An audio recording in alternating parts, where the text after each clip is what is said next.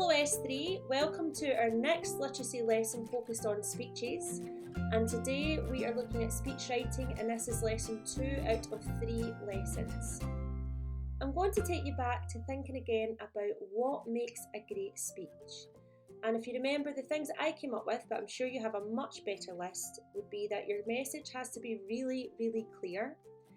Everything you do needs to be aimed at a particular target audience. You need to use lots of persuasive techniques. You need to be passionate about your topic, come across as quite personable, and most of the time come across as really reasonable, but not always. I really love the Emma Gonzalez speech we call BS. It actually makes me cry every time I watch it.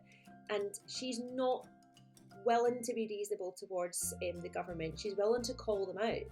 And it's really important to her and to the people around her that she does that, because she is angry and she's wanting to make that clear. So you don't always have to be reasonable. Sometimes it's really important not to be. But these are just things that I thought for most speeches you could use these particular criteria. Just as a reminder then of the things that you need to consider. Last lesson we looked at topic. This lesson we're going to think about the structure of your speech, and then you're going to write your speech. So the main things I want you to think about then is, for your structure, is to outline your argument. Make 4 to 6 key points. It's really important that you have a point that is well developed rather than like 12 points that aren't really developed at all. And you need to think about how to make your conclusion powerful. And I know I'm being quite vague when I say that, but it really does depend on your topic, your audience, and how you might end that.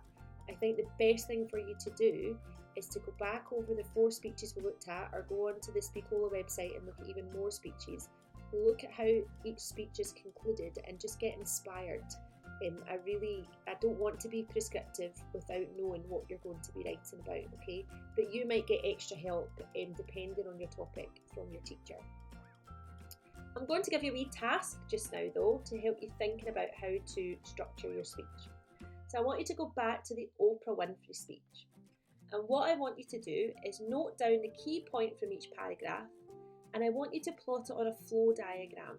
So, the diagram that you can get on things like Smart Art Graphics in Word or PowerPoint, and it's just where you say, at the start of the speech, she says this, and then there might be an arrow. In fact, if you look at this video right now, you can see that there's a sort of flow diagram going on here, okay?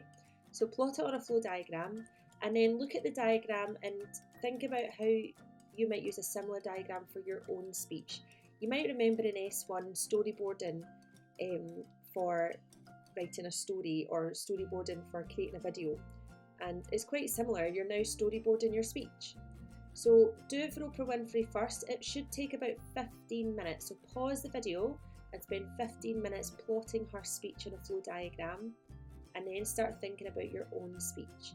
And that will take probably another 15 to 20 minutes to think about what key points you're going to make. So this whole thing should take you about half an hour. Pause the video, do that now. I just wanted to leave you with this last thing, okay? Think about climax.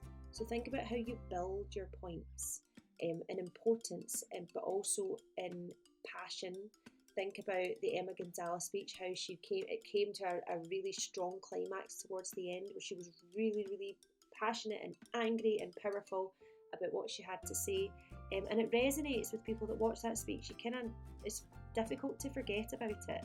So think about how you could do that. Look at your plot points that you've just done for your flow diagram, and start to think about, right, is it coming to a climax, or do I need to maybe move the structure around a bit to make sure that happens? So really now all you need to do is get planning your speech. Good luck.